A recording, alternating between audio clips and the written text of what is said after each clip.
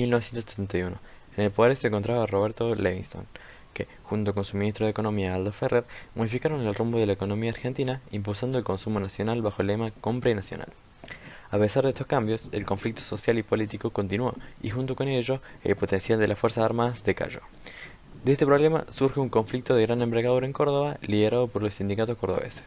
Los nuevos secretarios de Citrax y Tram intentaron llevar a cabo nuevos acuerdos que fueron denegados por 3 asambleas generales, lo que llevó a un movimiento de toma de fábricas con el lema "Ni golpe ni elección, revolución", que pondría nuevamente el gobierno en jaque. Este conflicto surgiría por culpa de una declaración del en aquel entonces gobernador de Córdoba asignado por Levingston, Camilo Uriburu. Él dijo: "Confundida entre la múltiple masa de valores morales que es Córdoba por definición, se anida una venenosa serpiente cuya cabeza le pide a Dios me depare el honor histórico de cortar de un solo tajo". Estas palabras generaron gran revuelo que terminaría en un levantamiento protagonizado por los sindicatos de Fiat, conocido como el Viborazo. Como consecuencia de este gran levantamiento, Levingston se vio obligado a renunciar, asumiendo el comandante jefe del ejército, Alejandro Agustín Lanús. Luego de los acontecimientos en contra del presidente Levingston, el nuevo interés del gobierno era encarcelar a los guerrilleros, acompañado obviamente de incesantes torturas. Estos fueron llevados a la cárcel de Rawson, en Chubut. En esta situación, los líderes del ERP, FARC y Montoneros, llamados Mario Santucho, Marcos Osatinsky y Fernando Vaca Narvaja, decidieron organizar un plan para escapar. El 15 de agosto de 1972, gracias a la ayuda de un guardia, pudieron tomar la cárcel, pero solo 6 pudieron salir de penal para llegar al aeropuerto de Trelew, tomando un avión y huyendo a Chile. El resto de guerrilleros llegaron más tarde al aeropuerto, cuando este ya estaba lleno de militares. Por esto, se amotillaron en el aeropuerto y luego de horas se entregaron para ir de nuevo al penal de Rawson. Pero, en cambio, al salir, los militares los llevaron a la base de Almirante Sar de la Marina, donde fueron encarcelados en celdas muy pequeñas. Luego de días de protesta y peticiones de los familiares para ver a los guerrilleros, los 19 fueron llevados al pasillo de la cárcel y fusilados. De esos 19, 3 sobrevivieron, muriendo años más tarde. Al cesar las ráfagas, escucho los quejidos y estertores de los compañeros y empiezo a escuchar disparos aislados. Me doy cuenta que están rematando a los compañeros. Incluso una voz que dice: "Este todavía vive", e inmediatamente después de eso, un disparo. Al poco tiempo llega Bravo a la celda, nos hace parar a Delfino y a mí, poner manos en la nuca y puede preguntarnos si vamos a contestar el interrogatorio, al que le decimos que no. Me dispara a mí, que caigo, y escucho al caer otro disparo sobre Delfino. Al poco tiempo, el gobierno estaba en la cuerda floja, y como un manotazo dagado, decidió crear la ley de balotaje, con el fin de bajar la posibilidad de que el gobierno peronista llegara al poder. Sumado a la ley de residencia, que planteaba la imposibilidad de que las personas que no residen en Argentina desde agosto de 1972 se postularan a presidente, con el fin de evitar de que Perón se postulara, esta ley proponía que si ningún candidato superaba el 50% en las votaciones generales, se volvían a realizar las elecciones. La noche del miércoles 13 de diciembre de 1972, poca hora antes de dejar la Argentina a la que había retornado tras un exilio de 17 años, Juan Domingo Perón citó al joven secretario general del Movimiento Nacional Justicialista, Juan Manuel Abal Medina, para darle sus últimas instrucciones. La participación llevada a cabo de Perón durante las elecciones de marzo de 1973, cuando el pueblo argentino pudo finalmente expresarse libremente en las urnas poniendo fin a una dictadura militar, fue la formación del Frente Justicialista de Liberación Nacional, el FREJULI, y su posterior triunfo en la misma tras obtener el 49,6% de los votos, es decir, más de 6 millones de sufragios a favor, mientras que la fórmula radical, encabezada por Balbín, llegaba a los 2.600.000 o un 21% del total. Este resultado no fue objetado por los militares y no se llevó a cabo ningún tipo de balotaje debido al reconocimiento del triunfo por parte de la oposición. Esta fórmula vencedora, presentada por Juan Domingo, estaba encabezada por Héctor Cámpora como presidente y respaldada por Vicente Solano Lima, quien se encontraba ejerciendo para vicepresidente.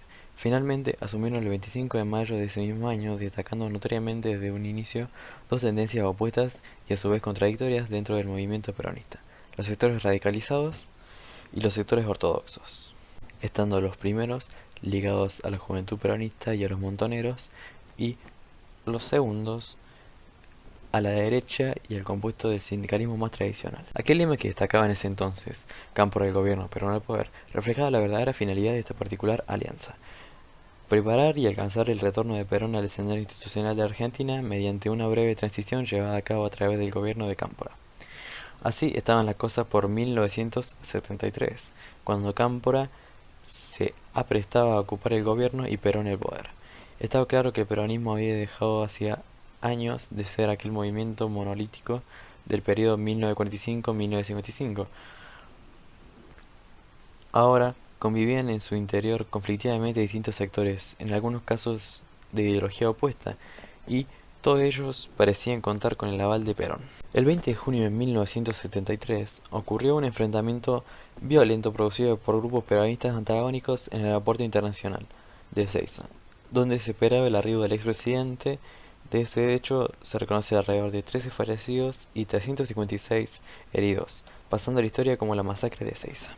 El avión de aerolínea argentina que trasladaba desde Madrid a una comitiva que acompañaba a Perón y que incluía al presidente Cámpora debió aterrizar en la base aérea de Morón en lugar de hacerlo en Ezeiza, debido a que había desde temprano un intenso intercambio de disparos, por lo que el destino final fue modificado. La izquierda y la derecha, constituidas por todas las entidades anteriormente mencionadas, se movilizaron con el fin de hacerle ver que estaban preparadas para la lucha. Las tensiones que caracterizaron los gobiernos de Perón, debido a su ambigüedad ideológica, volvieron a manifestarse. Los grupos se dirigieron a la explanada preparada para el discurso del expresidente de la nación. Todo estaba preparado aquel 20 de junio, incluso la masacre que se iba a perpetrar. La izquierda intentó acercarse lo más posible al escenario, saltándose vallas. El CO y la CGT reaccionaron disparándoles con francotiradores que se ocultaban en las inmediaciones. Nunca hubo investigaciones oficiales sobre la masacre de Ezeiza, por lo que no se conoce el número total de muertos.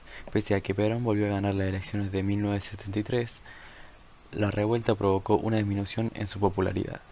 Su ideología viró a la derecha, apoyando al CO, la CGT y a los distintos sindicatos verticales, mientras que sus adversarios políticos iban desapareciendo del mapa. El objetivo final fue el que se esperaba desde un comienzo: desplazar definitivamente a los grupos de izquierda del escenario peronista, y que el propio Perón lo pudiera ver y avalar.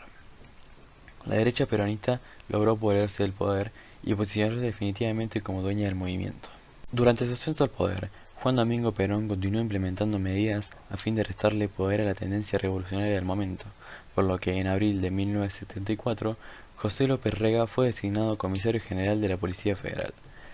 Este decidió profundizar la represión, llevando a la creación de la Alianza Anticomunista Argentina, mejor conocida como AAA, un organismo parapolicial que tenía el propósito de amenazar, secuestrar, torturar y asesinar a intelectuales, militantes guerrilleros y políticos que fueran de izquierda, como así también a sindicalistas, trabajadores de base y sacerdotes que participaran de movimientos para pedir mayor participación en cuestiones sociales y políticas.